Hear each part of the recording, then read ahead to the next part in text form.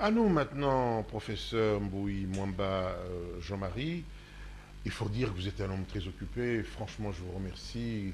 J'ai même parfois pitié de vous quand on voit le nombre de gens que vous recevez d'abord à l'université, aux cliniques universitaires, vous enseignez et puis vous travaillez dans d'autres cliniques. Merci vraiment d'avoir accepté qu'on vous arrache un peu à ces occupations qui sont devenues finalement des routines, excusez-moi. C'est difficile de refuser l'invitation d'un journaliste de la trappe de Kibambi.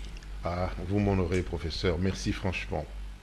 Alors, puisque c'est une émission au grand public, euh, je répète la question que je posais au début. Quel est le travail d'un rhumatologue?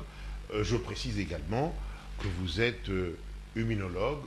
Ça, on sait à peu près ce que ça veut dire. Mais quel est le travail? Quel est votre travail en tant que rhumatologue? Rhumatologue, oui. La rhumatologie fait partie de la médecine interne. Alors, comme rhumatologue, je travaille dans le département de médecine interne, mais je m'occupe essentiellement des maladies des os et des articulations. C'est ce que je fais aux cliniques universitaires depuis environ 30 ans maintenant.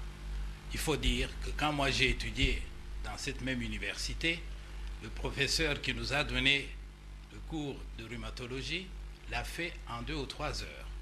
Il a dit d'ailleurs, vous ne verrez pas beaucoup de rhumatisme parce qu'il n'y en a pas ici. Parce qu'on mourrait. Oui, quand je suis revenu, les consultations de rhumatologie n'existaient pas. Pour le moment, nous consultons beaucoup de malades.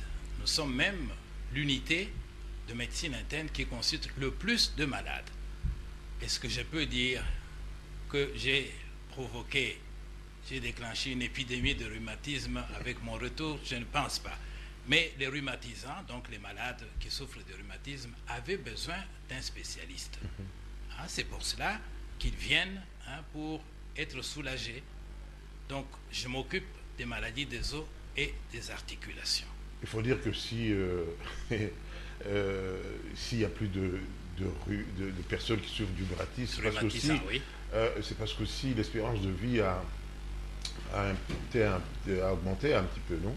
Oui, mais chez nous ici, l'espérance de vie a varié en dents de scie.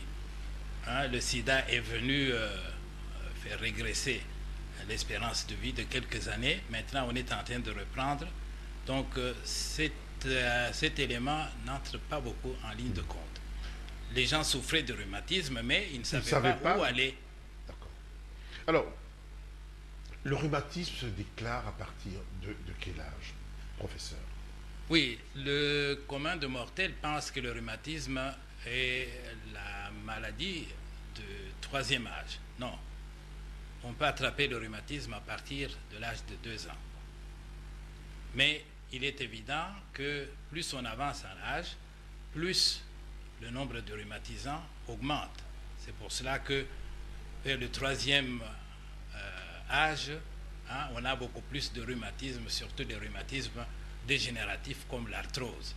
Mais on peut attraper le rhumatisme à tout âge.